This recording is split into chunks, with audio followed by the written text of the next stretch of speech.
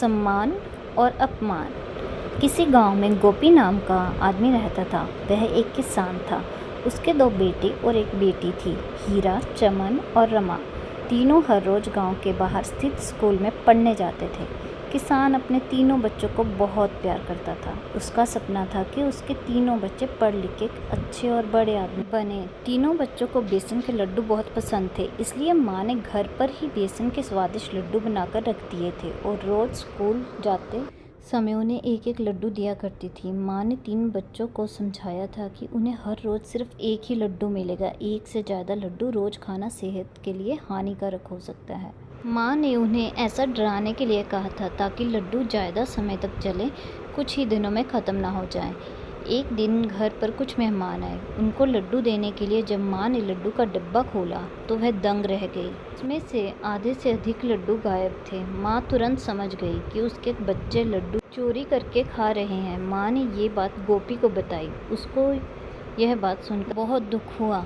वह इतनी मेहनत करके अपने बच्चों को पढ़ा लिखा रहा था और उसके बच्चे चोरी जैसा गलत काम सीख रहे हैं तो उसके लिए बड़े ही शर्म और दुख थी। गोपी के लिए यह पता लगाना मुश्किल था कि उसका कौन सा बच्चा लड्डू चोरी करके खा रहा है। फिर अचानक गोपी को एक तरकीब सूझी। उसने अपनी पत्नी को समझाया कि लड्डू में नीम का रस मिला दे। गोपी की पत्नी को यह तरकीब अच्छी लगी और उसने ऐसा ही किया।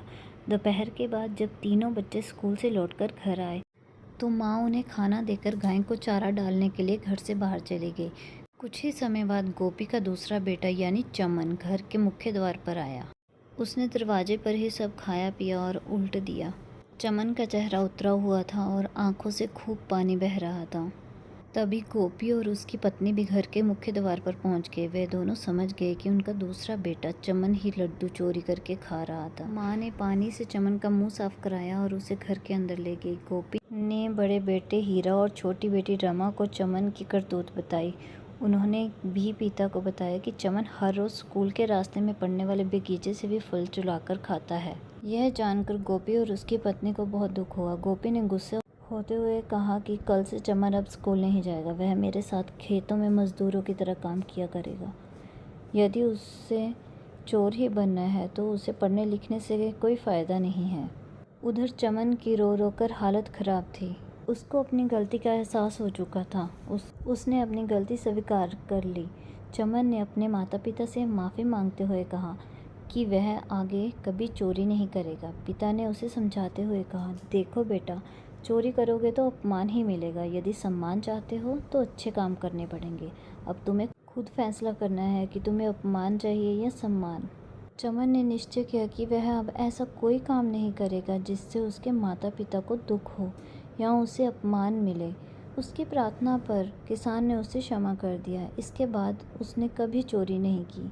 सीख: चोरी करना बहुत बुरा काम है। इससे व्यक्ति को हमेशा अपमानित होना पड़ता है, इसलिए चोरी कभी ना करें। अगर आपको ये स्टोरी पसंद आई हो तो अपनी राय कमेंट में ज़रूर दीजिए और चैनल को लाइक, शेयर और सब्सक्राइब करना ना भूलिए। धन्यवाद।